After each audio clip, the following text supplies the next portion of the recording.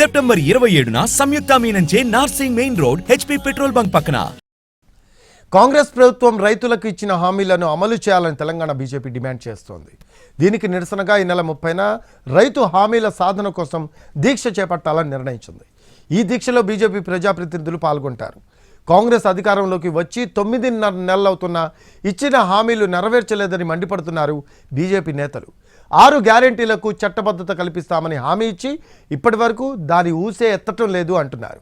రైతు రుణమాఫీ, రైతు భరోసా, అన్ని రకాల వడ్లకు బోనస్ ఇవ్వాలని తెలంగాణ బీజేపీ డిమాండ్ చేస్తోంది. కౌలు రైతులకు, వ్యవసాయ కూలీలకు ప్రభుత్వం ఇచ్చిన హామీలు వెంటనే నెరవేర్చాలి అంటున్నారు ఆ పార్టీ నేతలు.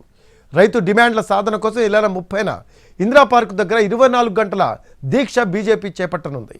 ఈ నెల 30న ప్రారంభమయ్యే దీక్ష అక్టోబర్ 1న ముగియనుంది.